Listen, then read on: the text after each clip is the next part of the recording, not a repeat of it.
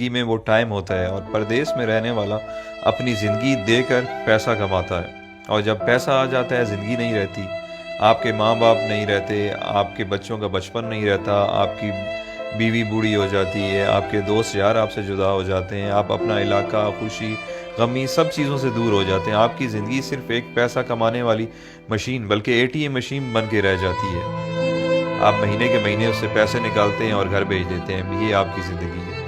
پردیسی بندہ جب 1-2 سال بعد گھر واپس جاتا ہے تو اسے سب کی شکلیں تبدیل ملتی ہیں، بچے بڑے ہو گئے ہوتے ہیں، جو جوان ہیں وہ بوڑھے ہو گئے ہوتے ہیں، اور اس سے بڑا ظلم کیا ہوگا کہ وہ جب واپس آتا ہے ملک سے، آتے ٹائم گھر والوں کو کہتا ہے اچھا میں چلتا ہوں، 2 سال بعد فلاں مہینے میں آؤں گا۔ اس سے بڑی زیادتی اور کیا ہو سکتی ہے؟ اتنا مجبور ہے کہ 2 سال بعد اس کو آنا ہے، وہ اپنی مرضی سے آ بھی نہیں سکتا۔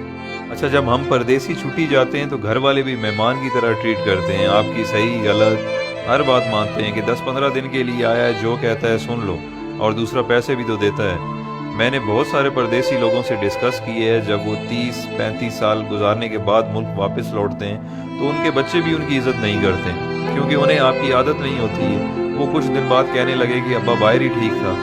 ہر وقت روکتا ہے ٹوکتا ہے، یہ نہ کرو وہ نہ کرو، بیوی بھی اب اتنی عزت نہیں کرے گی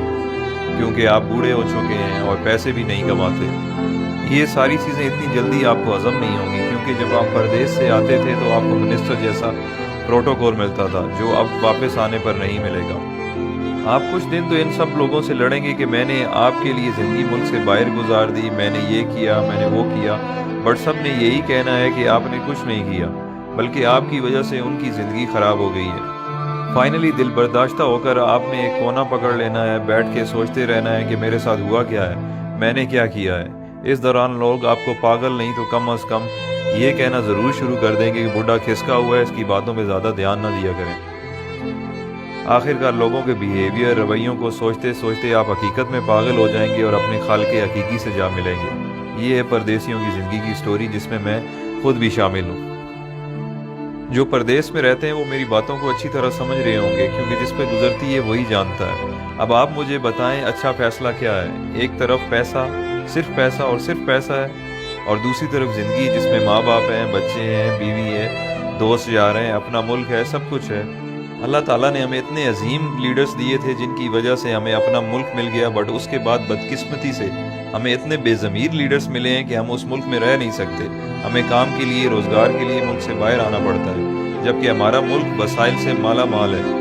بٹ ہم پاگلوں کی طرح جیے فلاں بس نعرے لگانے کے قابل ہیں، اور یہی ہماری اوقات ہے۔ جس دن کرپٹ لیڈرز کو آپ نے جوتے مارنا شروع کر دی، اس دن آپ کو کمانے کے لیے ملک سے باہر نہیں آنا پڑے گا۔